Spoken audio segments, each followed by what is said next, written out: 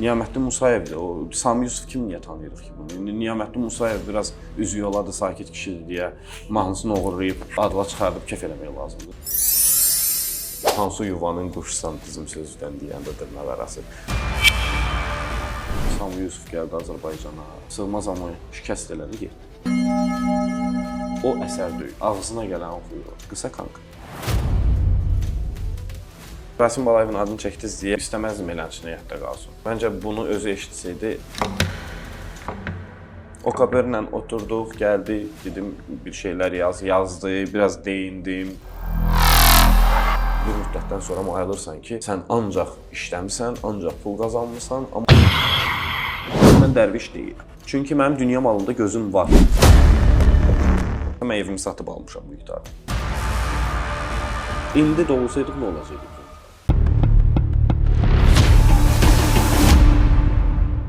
Salam, hər vaxtınız xeyir olsun. Ulduzlu Saat izləyirsiniz. Bugün sizi fərqli bir məkandan Azərbaycanın məşhur rock musiqiçisi, bəstəkar və aranjmançısı Qarabəyin studiyasından salamlayırıq.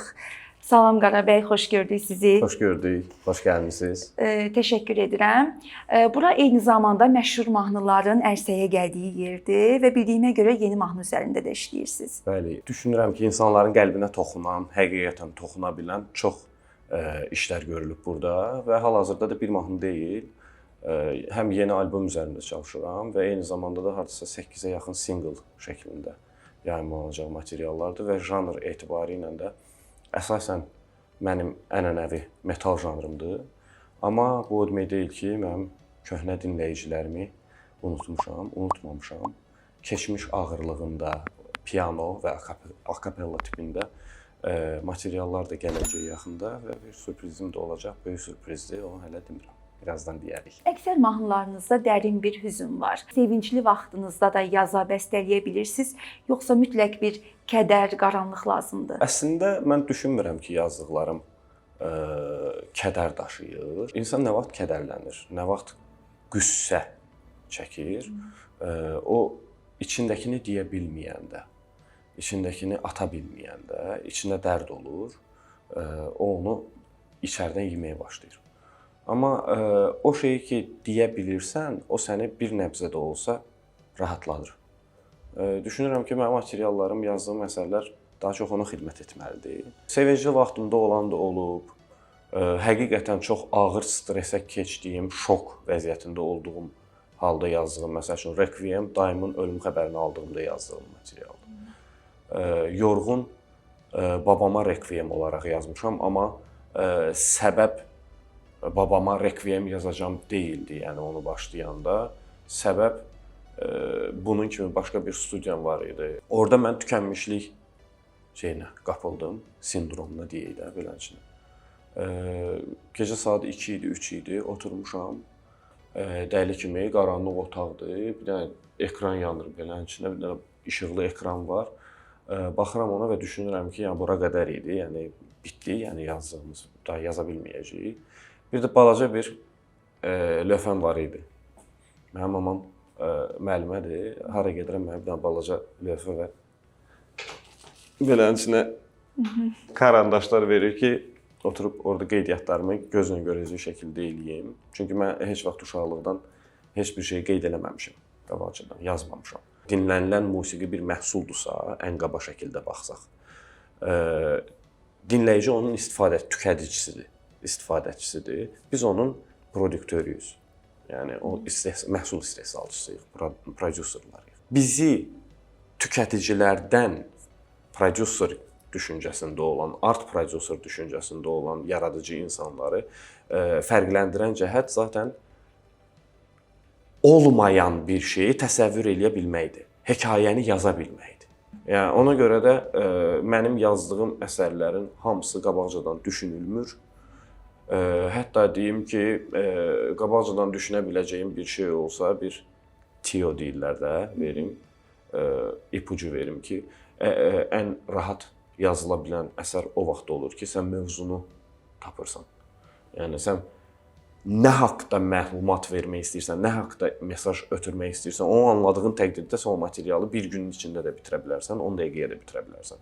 İllər əvvəl ölkədən gedəndə mənə və fikirlərimə hazır deyil bu cəmiyyət demişdiniz. İndiki vəziyyətdən razısınız? O vaxt indidən daha yaxşı idi. Hətta. Bəli. Amma başqa bir tərəfi də var. İndi daha çox adam anlayır. Yaxşının qədrini pislər çoxalanda bilmək olur. Yəni bunu insana aid eləmirəm, hər şeyə aid eləyirəm. Sən pisin də qədrini yaxşı çoxalanda bilmək olur. Yəni bu bir balansdır, yin-yan balansıdır. İnsanların düşüncə tərzi zamanla dəyişir öz yerində, amma hal-hazırda problem o deyil. Əvvəl də əslində belə idi, çox böyük bir fərqi yox idi. Sadəcə olaraq əvvəl TikTok yox idi, əvvəl Instagram bu şəkildə inkişaf eləmirdi. Əvvəl məsəl üçün hər istəyən göy klik ala bilmirdi. Yəni sən bunun üçün müraciət eləməli idin, kim olduğunu təsdiqləməli idilər. Hansı yuvanın quşsan bizim sözdən deyəndə dırnaq arası. Bunlar olmadığına görə hər istəyən adam rahat erişim deyə biləcəm də, nə deyirlər ona Azərbaycanca? Yəni birbaşa görürsən ifadə eləmək üçün ümumişlək sözlərimiz azdır. Yəni bunları istifadə yəni az deyil, ümumişlək sözlərimiz azdır, leksikonumuz az deyil. Ümumişlək sözlərinin azalması da mən məsəl üçün özümü də günahlandırıram hal-hazırda. Mən daha çox intibah dövrü ədəbiyyatı ilə yazıram. Günümüzdəki ədəbiyyatdan yaza bilmirəm. Yaza bilməməyimin səbəbi sözlərin hamısına jargon mənalar yüklənmələri, yəni dilin korlanması, dilin korlanmasının səbəbi televiziyaların bəlli bir zaman kəsimində bəzi özəl televiziyaların yaşam uğrunda mübarizəsinin cəmiyyətə çox ağır neqativ təsiri, belə deyim. O qədər mənimlə danışmır ona görə indi. Atır ki, şeytan məni yoldan çıxartdı. Şeytan səni yoldan çıxartmadı. Deyəsən, deməli, rap yazmaqla deyil.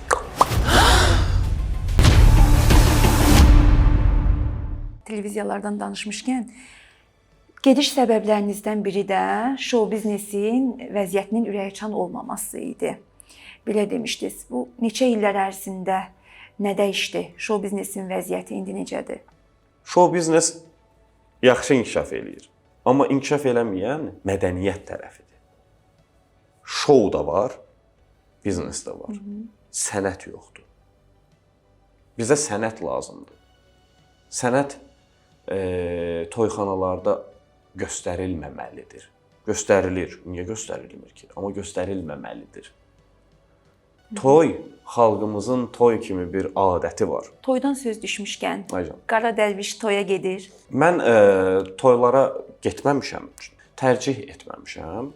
Toya niyə çıxmırdım indiyə qədər? O böyük bir məsuliyyətdir. Ya toyu gedib 6 saat oxumalısan, ya da yarım saatlıq proqramda. Toyun bir məsuliyyəti nədir? Yəni sən gedib yarım saat da oxusan, səni eyni zamanda 3-dən 4-dən toydan çağıra bilərlər, istəyə bilərlər. Sən bir gün ərzində 3 toya gedib yarım saat ya orada, yarım saat burada və yaxud bir toy gedib oxuyursansa, 6 saat oxumalısansa, ayda 10 dənə toy varsa, sən 10 gün gedib orada 6 saatdan oxumalısan. Sən həqiqətən də səsinə qulluq eləyən bir vokalistсənsə, sən onu gözə almalısan ki, mən belə yaşaya bilmərəm, olmaz. Doğru deyil. Toya gedən hamıda canlı oxumur axı da. Bəs məsələ də orasındadır. Getməməyimin səbəbi olub ki, mənim prinsiplərim var. Mən gedəcəmsə canlı oxuyacağam. Canlı oxumayacağamsa, mən yenə də deyirəm, mən muğam oxuyuram. Bilirəm, mən muğamı da bilirəm. Sağ olsun, buradan belə könüldən salamlayıram. Alim Qasımov böyüyümüzdür. Yəni yetərincə məsləhətini almışam, yetərincə necə deyirlər, texnika uğurlamağa çalışmışam yaxşı mənada. Sonra uşaqlıq dostum Ramal Rəsuldur. O da elə Ağxan Abdullayevin tələbəsi olub, Alim Qasımovun Ağxan Abdullayevin tələbəsi olduğu kimi. Yəni eyni müəllimdən dərs alıblar. Daha gənc nəsildir. Sonra Rüstəm özüdür, Zeynalov. Yəni ustadımız. Yəni bu insanların ətrafında ola-ola demirəm, mən gedib bülbül səviyyəsində muğam oxumuram təbii ki. Mən çünki xanəndə də deyiləm zaten. Belə bir iddiam da yoxdur. Amma oxunan bir parçanın hansı muğamda olduğunu, oxunan təsnifin hansı muğamın təsnifi olduğunu, hansı bu nəyin mayesidir, nəyin bərdاشtıdır, yəni bunları anlayacaq şəkildə mən bunu anlayıram. Yəni sözümün canı o toyları oxumaq, muğamla oxumaq və yaxud xalq mahnıları ilə oxumaq mümkündür. Amma sən hər dəfə 6 saat və yaxud dediyim bu rejimlə onu oxuyanda səs yorulur. İstirahət eləməyə vaxt qalmır. Sən pul dalıcan qaçmağa başlayırsan. İş daha çox kommersiyaya qaçır və bir müddətdən sonra ayılırsan ki, aradan 12 il keçib, sən ancaq işləmisən, ancaq pul qazanmısan, amma o pul səni heç yerə gətirmir. 3 qrup var. Yalnız sənətə xidmət edənlər, o işi görüb sənətinə də eyni zamanda xidmət edir. Həm yaşamaq üçün, həm işləmək üçün var. Mənim kimi adamlar var idi ki, indi də var. Yalnız sənətə xidmət edeyim. Bu biraz ağıllı fikir deyil. Açıq danışaq. Ağıllı fikir deyil. Mən də özümə də aid edirəm. Elə də ağıllı adam olmamışam. Çünki yalnız sənətə vaxt ayıranda həqiqətən, yəni bu elə bir işdir ki, özünü, yəni metal ifaçısısan sən. Sənin nə qədər konsert verə bilərsən Azərbaycanda? Bütün dünyanı Rammstein kimi gəzməlisən ki, sən o qazancı əldə edə biləsən. İndi gedəcəyəmmi mən toylara? Bəli, gedəcəyəm. Biz oturduq, düşündük, daşındıq ki, mən əgər xalqımın toy kimi bir adəti var deyirəmsə, mən adətlərinə bağlı bir insanam zaten. Özüm. Qısacası, yəni Qara Dərviş adının özü zaten, yəni bizim belə deyim də, ədəbi adətlərimizdən gəlir. Belə bir tarif müəyyənləşdirmişəm. İfa tarifi söhbət gedir, qiymət tarifi deyil bu. Mən öz proqramımdan çıxacağam təbii ki. 3 mahnı onlar göndərirlər. Məsəl üçün 10 da 15 dənə mahnı göndərirlər ki, bu mahnıların içindən 3 dənə mahnı seçin. O hansını istəsəz bu 15 mahnının içindən olsun da 3 dənə də bu mahnını bizi üçün oxuyun. Özəl olaraq. Hə, onları eləyə bilərik, eləyəcəyik də. Amma mən gedim toyda ənənəvi, hal-hazırdakı ənənəvi toydan söhbət gedir. O toy bazarında olan o musiqilərdən, adı lazım deyil musiqilərdən ifa etməyəcəm. Bu aydın məsələdir. Yəni bayağı mahnılar olmayacaq. Təbii ki, yəni bu mümkün olan bir şey deyil. Mən yalnız Qara Dərvişin şad günə uyğun repertuarını, bu arada onu da deyim ki, o artmaqdadır. İşinizi görəcəklər. Yəni yanılırsınız deyir, hələ ölməmişəm, çıxaram sabaha. Həm Azərbaycanda, həm Türkiyədə yaşayırsınız. Bəli. Ona görə də çox insan heç xəbərdar da olmur ki, Bakıdadır, yoxsa Türkiyədə. Elə mənim burada, orada qarışıq yaşamağım biraz bu connection məsələlərində, əlaqə məsələlərində, iletişim məsələlərində problem yaratmışdı ki, mən Türkiyədə də belə materialların yarısını yayımlamamışam olmuyor. Yəni Türkiyədə də bir çox müğənnilərin, hətta mahnılarının aranjmanını etmisiniz. Hazırda nə işlər görürsüz? Kimlərlə işləyirsiniz? 2008-ci ildə elə bil ki, ilk getdim. O zamandan sonra, yəni orada işlədiyim dövrlərə çox danışmağı xoşlamıram. Amma bunu bir dənə deyəcəm ki, məsəl üçün çox adam bilmir ki, Alim Qasımovla 3 dənə duet eləmişik. Amma ən birinci duetin tarixi 2013-cü ilə təsadüf eləyir. 13 il bundan qabağa təsadüf eləyir. Yəni mən insanların reputasiyaları ilə gündəmə gəlməyi tərcih edən bir musiqiçi olmamışam heç vaxt. Bundan sonra da elə bir niyyətim yoxdur. Türkiyədə də işlədiyim o musiqiçilər, məsəl üçün indi Petek Dinçözlə, Fərhad Köçərlə, Mustafa Cəcəli ilə fərqli aranjman məsələlərində iş görmüşük. Bu aranjmanlarda dediyim kimi eləsi olub ki, birbaşa Türkiyə bazarı üçün nəzərdə tutulub. Elələri də olub ki, bildiyiniz qədərilə Azərbaycanda toylara türk musiqiçiləri dəvət edən insanlar var daha doğrusu. Yəni o adamlar da öz toylarında Mustafa gəlsin mənim toyumda filan mahnı, filan cür oxusun, nə şeir yazmışıq onu oxusun. Kimi yəni şeylər olur, sifarişlər olur. Yəni bu normal haldır. Cavan yaşlarda 18 yaşımda məsəl üçün daha böyük isimlərin gitaristi kimi fəaliyyət göstərmişəm. Onların isimlərini dediyim kimi çox çəkmək istəmirəm, gərək yoxdur. Hal-hazırda daha çox 2013-cü il etibarilə üzü bu tərəfə daha çox türk estrada musiqisini, türk pop musiqisini irəliyə ən çox daşıyan isimlər daha çox cazmenlər və rock ifaçıları olan insanlardır. Onlar prodüserlik eləyirlər. Çünki daha çox canlı ifaları onlar eləyirlər. Musiqi, səs yazmaları hamısı canlı ifalardır orada. Məsəl üçün Pentagram qrupunu bilirsiniz. Pentagram qrupunun bas gitarı Mezar Kabuldur da onların türkçə adı. 88-ci ildən fəaliyyət göstərirlər. Metal qrupudur Türkiyənin ən məşhur, dünyada ən məşhur türk metal qrupudur. Onun məsəl üçün Tarkan Gözü Böyük, Şebnəm Fərahın Pərdələr albomunun prodüseridir. Art prodüseridir. Tarkan Gözü Böyük mənim SAE-də School of Audio Engineering gedir bunun adı. SAE akademiyada mənim müəllimim olub. Yəni orada da müəllim biraz Avropa kafasında müəllimdir də. Müəllim sənlə daha çox kanka münasibəti saxlayır. Yəni müəllim münasibəti yox, yoldaş münasibəti saxlayır. Bu da bizə çox yaxın imkanlar verirdi ki, biz onlardan istədiyimiz şeyləri qoparda bilək. Hətta Pentagramın da, Kök Qurban qrupunun da konsertlərində birbaşa həm iştirak eləmək, həm də səhnə arxasına keçmək kimi lükslarımız olub, rahatlığımız olub. Bu da SAE bizim üçün beləncə şəraitlər yaradır. Məsəl üçün Nil Kara İbrahimgilin studiyasında Yalandır Dünyanın masterinqini eləmişəm. Yəni o studiyadan istifadə eləmişəm onun üçün.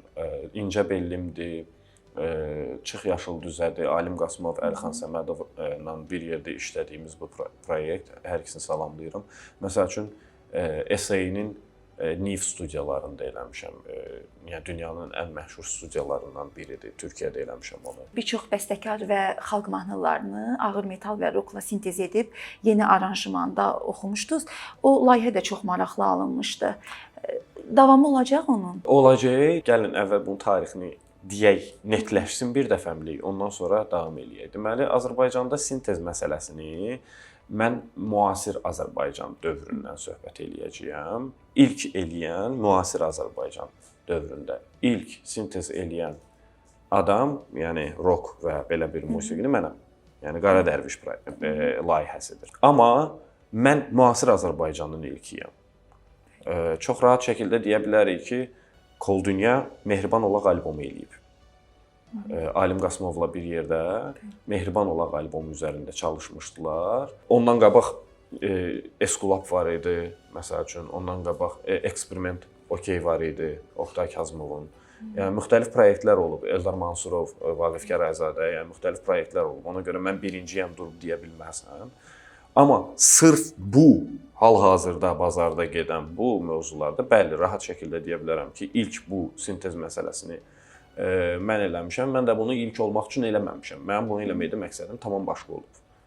Mən eləyəndə düşünmürdüm də ki, bunu eləyəcəm və ilk olacam, bilmirdim. Mən 2006-cı ildə Sığmazamın bəstəsini elədim. Sığmazam, Nəsimin Sığmazam qəzəlinə bəstə elədim. Hal-hazırda da elə 2006-cı, 2007-ci illərdə yayıma çıxdı onun demo versiyası. Çünki həmin illərdə mənim özümün 17 yaşım var idi və elə bir iqtidarda deyildim ki, gedib professional studiyada bunları istədiyim səviyyədə elə bir şey deyim. Həmin dövrdə o Sığmazam filan kimi işləri görəndə biz daha çox underground ifaçı kimi görünməyə başladıq. Çünki janr ümumiyyətlə məşhur olmayan bir janrdır. Fəlsəfə ümumiyyətlə gündəmdə olmayan fəlsəfədə intibah dövrü yaradıcılığıdır Nəsiminin qəzəlidir. Çünki dil baxımından ümumiyyətlə ümumiləşmək söz yoxdur orada. Hamısı ərəb-fars təmayüllü, ərəb-fars kökənli sözlərdir əksəriyyəti. Bunlar o qədər problem yaratmağa başladı ki, mən düşündüm ki, mən cavan uşağam, 16, 17, 18 yaşım var, mən neynim ki, məni dinləsinlər? İlk başlayanda insanlara, hey, kimsə sənə çevrilib baxmalıdır ki, necəsən deyə biləsən. Mənə ən doğma olan şey nə idi düşündüm. Mən o uşaqlıqdan, mən 4 yaşımdan hardasa ifa eləməyə, səhnədə ifa eləyirəm. O 4 yaşında səhnədə ifa eləmək üçün 4 yaşa qədər nəyisə eşitməlisən və hardansa eşitməlisən. Bunda anam mənə layla yerinə əksər hallarda köhnə Azərbaycan mahnıları qoyurdu. Yeləsər dağda, dağda dumanı, anamın gözləri yoldadır bircə gümanı. Bircə mənə qalmış gümanı, pararam gedim görüm əziz anam. Bu mahnı məsəl üçün eşidəndə indi də o mənim başımın üstündə bir dənə qırmızı işıq var idi. Onu yandırırdılar ki, rahat yatım, qorxmayım. Mən bu mahnı gələn kimi o işığı yanır mənim başımda. Və bunu da tam səmimiyyətimlə ilk dəfə deyəcəm, heç vaxt deməmişəm. Ehtiyac görməmişəm. Gülay Zeynalovanın ifasında ilk dəfə eşitmişdim. İlk dəfə dərkən, yəni klassik versiyasından söhbət getmir, müasir versiyasından söhbət gedir. Onu eşitdim, ürəyim getdi. Brilliant xanım da oxumuşdu bunu. Brilliant xanım daha belə müasir versiyada oxumuşdu. Mən fikirləşdim ki, hər versiyası deməli var da, bunun xalq versiyası oxunub, xalq çalğı versiyası oxunub. Gülay təkrar eyni versiyada, amma mənim o ifanın yorumu, icra forması çox bəyənmişdim. Sonra Əlixan bəylə bir yerdə Brilliant xanım elədi. Həmin albom məndə durur. Çıx Yaşıl Düzə proyektində danışıram bu arada. İncə bellimi 2011-ci ildə, 2012-ci ildə elə bil ki, əsgərlikdən gələn kimi aranjman elədim və çıxartdım ki, bu parça ilə insanların arasında bir əlaqə yaradım. Elə bunu ilə başlasaq çox maraqlı olar. İlk aranjman progressiv death metal, ölüm metal deyirlər buna, yəni tərcümədə. Death metal olaraq mən bunu aranjman elədim və incə bellim. Yəni ümumiyyətlə təzadlı iki formanın biri çox aqressiya daşıyan və neqativ daşıyan bir şey və çox incə, qırılğan bir şey. Mən ahəngini mənim üçün bir eksperiment idi. Orada bir muğam da vardı. Bəli. O muğamı da mənim o uşaqlıq yoldaşım dediyim, uzun illər bərabər çalışdığımız, onu da salamlayıram, Rəmal Rəsuldur. Elə Rəmal Rəsulun evində stolun altına girib orada oxumuşdum onu. Studiyamız yox idi. Stolun altında mikrofon götürüb eləncə oxumuşdum onu. Yəni dediyim kimi, bir musiqinin yüksək səviyyəyə gəlib çata bilməsi üçün həm resurs lazımdır, həm tez bir zamanda duyula bilmək lazımdır. Mən onu görəndə ki, bəli, bizim gördüyümüz bu iş, mənim elədiyim bu aranjman artıq müasir Azərbaycan gənci tərəfindən algılanmağa başladı. Çünki mən istəmirdim metaldan başqa bir şey ifa edeyim. Amma insan da mənim yazdığımı dinləmək istəmir. Maraqlı gəlmir demirəm. Mən o marağını çəkə bilmirəm. Heç bir şəkildə. O alışdığı bir janr deyil. Hətta bu yaxınlarda bir köhnə dostumla danışdım Almaniyadan. Deyirəm ki, bəs metalla gəlim, yoxsa belə gəlim? Metal ifa edir. Yox, deyir, belə ifa, akustik ifalanır. Deyirəm, niyə metal istəmirsən ki? Metal deyir, ağır deyil. Deyirəm ki, sən günəşdən ağırdır ki, bəyəm. Hə, elə deyirsən, deyir, əla deyir. Deyirəm ki, bəs sən günəşsən metaldır da, metal balladadır. Deyir, inansan, deyir, bizim üçün deyir, rock deyəndə rock ağır gəlir. Onu deyəcəkdim. Amma mən də onu başa salmağa... Daha səs-küylü, daha ağır. Amma elə deyil. Yəni, mən bunu çox rahat şəkildə deyim sizə. Requiem metal balladadır.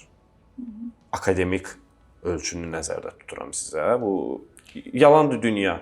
Yalandır Dünya progressiv metaldır. Ballada deyil, o progressiv metaldır. O qədər mənimlə danışmır ona görə indi. Atır ki, şeytan məni yoldan çıxartdı. Şeytan səni yoldan çıxartmadı. Deyəsən, deməli, rap yazmaqla deyil.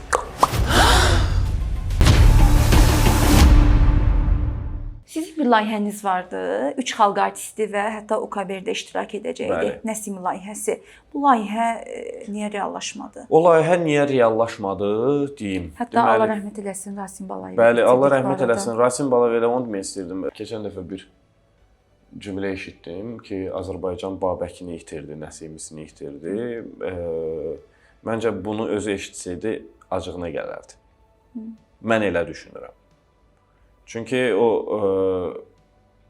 elə bu proyektin səs yazmasına girəndə də deyirdi, həmişə deyirdi ki, mən həmişə istəyirdim ki, yeni nəsil yaransın.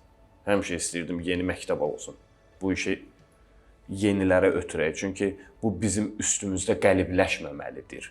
Bir aktyor bir ismi daşıyaraq onu ötürüb öz üstündən, yəni iş bitəndən sonra öz üstündən ata bilmirsə, o tragediyadır. Yəni aktyor, mən aktyoram, aktyor səhnədə fironluq eylər, işıqları yananda səhnədə ağlayar, gülər, dondan dona girərik, Sevilərik, sevərik, milyon həyata gəlib, milyon dəfə ölərik. Ömürdə bir kinodur, hər görüş bir oyundur, hər təbəssüm bir sual, həm ayrılıq, həm vüsal. Yəni, Rasim Balayev da eyni şey deyirdi ki, aktyorun işi dondan dona girməyi bacarmaqdır. Yəni, bir xarakteri aktyorun üstünə yapışdırıb, onu ömür boyu onunla olmaz. Onu sevdin, bəyəndin, bəli, bu qədər. İcra olunan hər hansısa bir əsər, belə deyim də, hər hansısa bir şey çalınırsa, mənim indi çaldığım bam bam bam bam bam bam bam bam indi sönüydü. Bam bam bam bam bam bam bam bam üzr istəyirəm.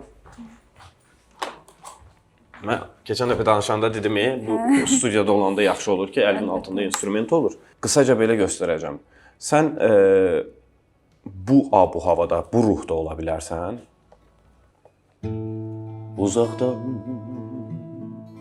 ölümün səsi gəlir, mənsə ona tərəf qaçmaqda. Ulduzlar ay, qaranlıq saçır, mən elə hey yalan danışmaqda. Bu ruhda ola bilərsən. Səhər gələrsən və yaxud yarım saat sonra gələ bilərsən. Uzaqdan ölümün səsi gəlir, mənsə ona tərəf qaçmaqda. Ulduzlar ay, qaranlıq saçır. Yəni, eyni mahnıdır, eyni qarmoniyadır, amma sənin duyğuların, həmin andakı sənin yanaşman, bu artıq hər şeyi dəyişir. Rasim Balayevin adını çəkdiniz deyə mən şey elədim ki, yəni o istəməzdim eləncə yadda qalsın. Çünki mən məsəl üçün həm ziyarət, həm ticarətdəki obrazını da çox sevirəm. Yəni həqiqətən bir insan xislətini göstərən çox qəşəng aktyor oyunu var orada. Bunun kimi də çox işləri var. Nəsiminin yubileyi gəlirdi. Mən qərara gəldim ki, oturum beləncə bir iş görüm. Nəsiminin insanlar tərəfindən eşidilmə ehtimalının 3%, 2% olduğu bir qəzəl tapdım. Yəni, yalnız nəsimşünaslar və tarixşünaslar onu ilə denk gəlmiş ola bilərlər, rastlaşmış ola bilərlər. Uzun müddət sonra da mən onun bir versiyasında hətta Sultan Süleymanın ona bənzətməsini də tapdım İstanbulda, arxivlərdən. Bu qəzəl də bütün rəhbanimi deyrim, səlibim, dinim, imanım, həbibim, rahətim, ruhim, rəfiqim, munisim, canım. Belə bir, yəni qəzəlin ilk beytini deyirlər də, adını deyəndə. Bu qəzəldir. Mən bunu tapdım və oturdum bunun üzərində işlədim. Bir müddətdən sonra proyekti işlədikcə, layihə üzərində çalışdıqca mən istər-istəməz aranjmanı elədikcə görürsən ki, buradan bir Alim Qasımov səsi gəlir. Buradan bir balaban səsi eşidirəm. Bir Əlxan bəy ora bir toxunsaydı nəfəsi ilə nə gözəl olardı. Bütün işi elədikcə və modernliyi qataq, o kabirdə, həmin dövrdə qocalmısanı elədiyimiz illərə təsadüf eləyir. 2013 idi, 2015, 2013 idi səhv eləmirəmsə, ya bu illərə təsadüf eləyir. Həmin dövrdə o kabirlə oturduq, gəldi, dedim bir şeylər yazdı, biraz deyindim. Düzəltdik, təzdən yazdı, təzdən düzəltdik. Qəşəng bir şey çıxdı, çox maraqlı bir şey çıxdı ortaya. Onun üzərindən zəng elədim ən son Rasim bəyə. Rasim bəy çox belə, mən ümumiyyətlə tanımırdım həmin dövrdə, yəni belə deyim. Yəni mənə tanınmağım o qədər də real deyildi, çünki Azərbaycanda deyildim heç, yəni Türkiyədə yaşayırdım. Öz maşını ilə Alim bəylə gəlmişdim. Gəldilər, çox qəşəng qarşıladı. Getdik elə bizim studiyaya. Girdik studiyaya. Studiyada dedi ki, bir dənə kəlmə işlətdi ki, mən artıq əvvəlki Nəsimi deyiləm, Ayqara. Deyir, cəmiyyət mənə davamlı Nəsimi kimi görür, amma mən deyir, Nəsimi deyiləm. O 17-18 yaşımda o icra eləmişdim mən. Cavan oğlan idim o icra eləyəndə, tələbə idim. Amma istəyərdim deyir. Sadəcə olaraq indi oxuyanda da hiss edirəm ki, elə bil ki, o Nəsiminin üstündə bir ərp var, pas var. O kitabı qoyarsan, açmazsan, toz basar üstü. Elə bir şey var. Amma mən deyim ki, qalır o proyekt məndədir, elə bu kompüterdadır. Gələcək, vaxtı gələcək, onu da çıxardacağam. Onun o kəlmələri istifadə eləməyinə baxmayaraq, yəni onun səsini eşidəndə yenə də dedim ki, yəni zərrə qədər heç nə dəyişməyib. Yəni əslində işi gördünüz, sadəcə İşi gördük, hər şey hazırdır, hər şey bitib. Mən o işi görəndən sonra dedim ki, yəni əgər bu qədər iş görmüşüksə, heç olmasa bunun klipini çəkək də, yəni buna bir işıq üzü görsün. Və bunun üçün yəni həqiqətən mən elə bir büdcəm də yox idi ki, mən onu eləyə bilim. Zaten əlimdə olan bütün imkanları bu bəstənin reallaşmasına, alətlərin yazılmasıdır filandır. Bunlara sərf eləyirdim. Son olaraq müraciət elədik. Yəni çox yerə müraciət elədim. Demək olar ki, yəni bilinən hər yerə müraciət elədim. İndi balansımız yoxdur, indi balansımız yoxdur, indi balansımız yoxdur. Mən də dedim alacağınızı sayılsın. Yəni büdcə ilə bağlı oldu qısaca. Hə, eyni ildə bu bir şikayət deyil, bu bir faktdır. Həmin il balansımız yoxdur deyiləndən sonra da Sami Yusuf gəldi Azərbaycana. Sığmaz amma şikəst elədi, getdi. Mənim üçün o şikəst olunmuş əsərdir. O əsər deyil. Ağzına gələn oxuyur orada. Qısa konkret. Bu bir şey deyil. Musiqiçi pisləmə deyil, bu bir akademik yanaşmadır.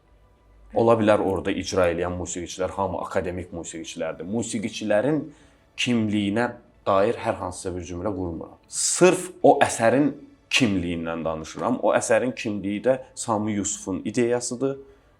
Bəyənmirəm, heç bir halda da bəyənə bilmərəm. Hətta həsbi Rabbi Allahu Allah gəz dolan bu dünyanı, axtarma məni. Niyamətdin Musayevdir. O Sami Yusuf kimi niyə tanıyırıq ki bunu? İndi Niyamətdin Musayev biraz üzü yoladı, sakit kişidir deyə mahnısını oğurlayıb, adva çıxardıb kef eləmək lazımdır. Doğru yanaşma deyil deyə düşünürəm.